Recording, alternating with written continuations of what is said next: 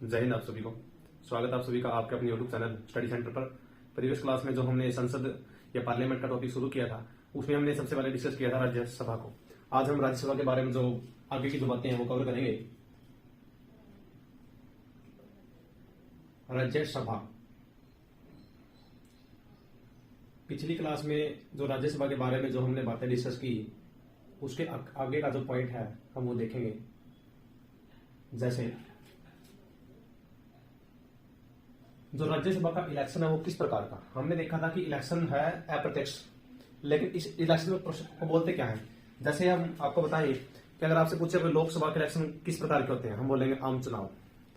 विधानसभा के इलेक्शन किस प्रकार के, आम चुनाव। इसी प्रकार राज्यसभा के इलेक्शन को क्या बोलते हैं, उसको बोलते हैं समानुपातिक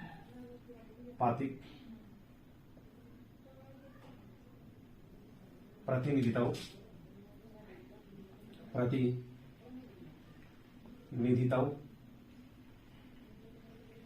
व्यवस्था। जो राज्यसभा का इलेक्शन है, हमने राष्ट्रपति की वीडियो में देखा था कि राष्ट्रपति के लिए जो इलेक्शन प्रोसेस है वो एकल हस्तांतरणीय पद्धति के द्वारा समानुपातिक प्रतिनिधित्व व्यवस्था के माध्यम से किया जाता है। लेकिन इस व्यवस्था का प्रयोग वहां पे किया जाता है जहां पर कैंडिडेट की संख्या एक से ज्यादा हो। राष्ट्रपति भारत का एक ही बनेगा लेकिन राज्यसभा के सदस्य तो ज्यादा होंगे। तो इस व्यवस्था का एक्चुअल में प्रयोग कहां किया जाता है, राज्यसभा इलेक्शन में। उसके बाद हमने डिस्कस किया था कि भारत का जो उपराष्ट्रपति होगा वो राज्यसभा का सभापति होगा, सभापति। अब हम देखें कि सभापति का मेन फंक्शन क्या है। जो चेयरमैन है इसका मेन कार्य क्या है, राज्यसभा की जो कार्यवाही है उसकी अध्यक्षता करना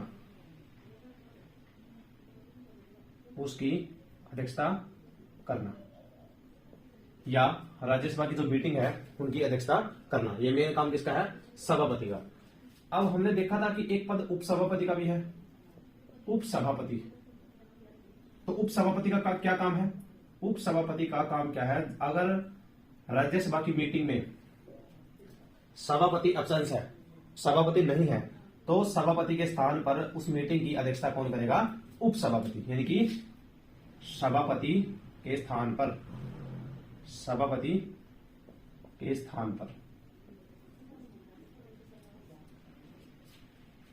उसके बाद हम देखें कि सभापति का कार्यकाल कितना होगा। सभापति का कार्यकाल होगा जब तक वह उपराष्ट्रपति पद के लिए बना रहेगा। उपराष्ट्रपति पद के लिए जो कार्यकाल है वो है 5 वर्ष। लेकिन आप देखें कि जो उपसभापति है, जो डिप्टी जो चेयरमैन है राज्यसभा का, वो कौन है व्यक्ति, वो राज्यसभा के व्यक्तियों में से ही एक साधारण बहुमत के द्वारा बनाया गया है।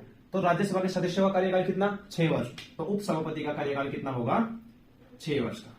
इसमें आपको कंफ्यूज नहीं होना है। उसके बाद अगला जो हमारा पॉइंट है कि मान के चले कि किसी मीटिंग में ना तो सभापति है ना उपसभापति है, तो फिर राज्यसभा की तरफ से अध्यक्षता कौन करेगा। जैसे लोकसभा का अध्यक्ष है, अगर वो अध्यक्ष नहीं है तो उसकी जगह उपाध्यक्ष होगा। तो उसके बाद अगर सभापति नहीं है तो सभापति नहीं है तो उपसभापति, अगर उपसभापति भी नहीं है तो राज्यसभा की मीटिंग की अध्यक्षता कौन करेगा। तो आपको बता दें कि राष्ट्रपति लोकसभा या राज्यसभा सभी के लिए एक पैनल नियुक्त करता है कि अगर ये व्यक्ति नहीं है इसके बाद ये अध्यक्षता करेगा। तो राष्ट्रपति के द्वारा जो पैनल नियुक्त किया गया है उस पैनल में जिस व्यक्ति का नाम उपसभापति के बाद में था वो उनकी राज्यसभा की मीटिंग की अध्यक्षता करेगा। आगे हम देखें अगला पॉइंट, राज्यसभा के पास शक्तियां,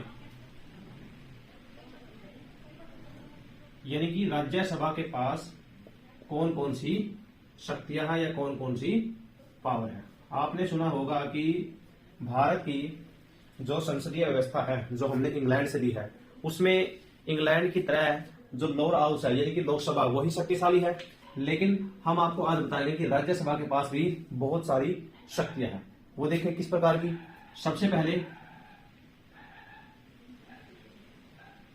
सभापति या उपराष्ट्रपति उपराष्ट्रपति को हटाने का प्रस्ताव केवल राज्यसभा में ही लाया जा सकता है। केवल राज्यसभा में ही लाया जा सकता है। यानी कि अगर आप देखें कि जो राज्यसभा का सभापति है, हम उसको उपराष्ट्रपति बोल रहे हैं या सभापति बोल रहे हैं, एक ही बात है। अगर उसको अपने पद से हटाना है तो उसको हटाने का जो प्रस्ताव हो केवल और केवल सबसे पहले राज्यसभा में ही लाया जा सकता है। उसके बाद जो सेकंड पावर है राज्यसभा की, अगर और ये व्यवस्था किसके तहत है? आर्टिकल 67B के तहत। यानी कि उपराष्ट्रपति या सभापति को हटाने का प्रस्ताव सबसे पहले केवल और केवल राज्यसभा में लाया जा सकता है। ये प्रावधान कौन से आर्टिकल के तहत? आर्टिकल 67B के तहत। उसके बाद अगर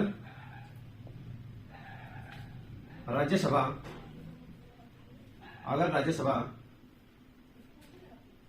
आर्टिकल 249 के तहत विशेष बहुमत से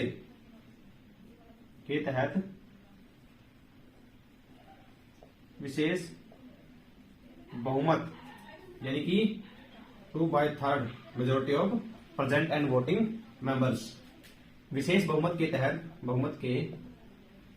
तहत प्रस्ताव पारित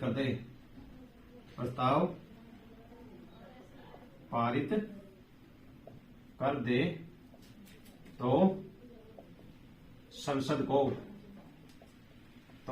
को राज्य सूची के किसी विषय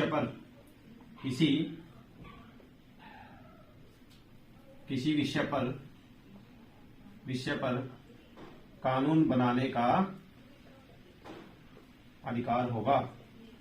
कहने का मतलब जो हमारी संघीय व्यवस्था है, संघीय व्यवस्था में ये बात लिखी हुई है कि भारत में शक्तियों का बंटवारा किया गया है।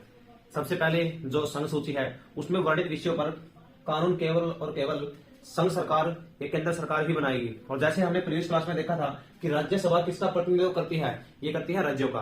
तो राज्य सूची पर कानून बनाने का अधिकार किसका है? राज्यसभा का। और राज्यसभा यानी कि प्रत्येक राज्य, अगर संसद को राज्य सूची पर कानून बनाना है तो उसके लिए ये पावर राज्यसभा के पास है कि वो आर्टिकल 249 के तहत अपनी विशेष बहुमत के तहत अगर कानून पारित कर दे तब ही संसद इस पर कानून बना सकती है। उसके बाद देखें जो तीसरे नंबर की जो पावर है राज्यसभा के पास,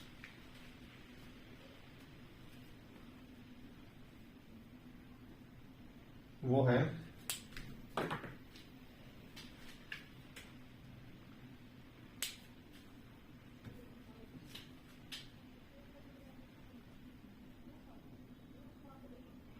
आर्टिकल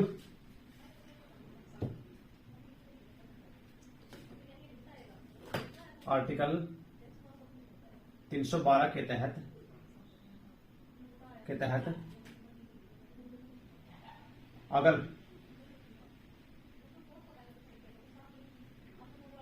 राज्यसभा अपने विशेष बहुमत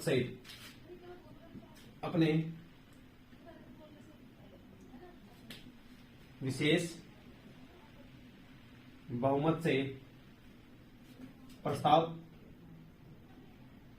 पारित कर दे तो संसद के पास अखिल भारतीय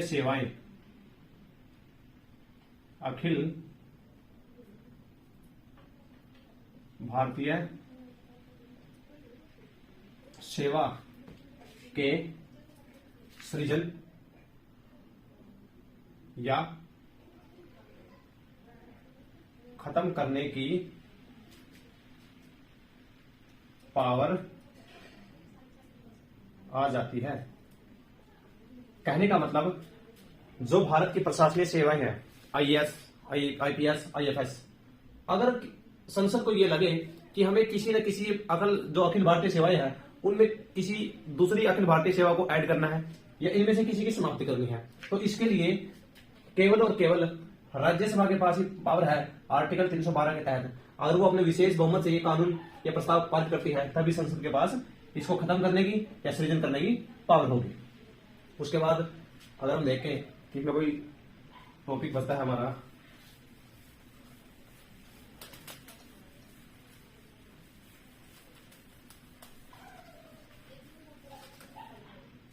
लगभग हमने राज्यसभा को कंप्लीट कवर कर लिया है।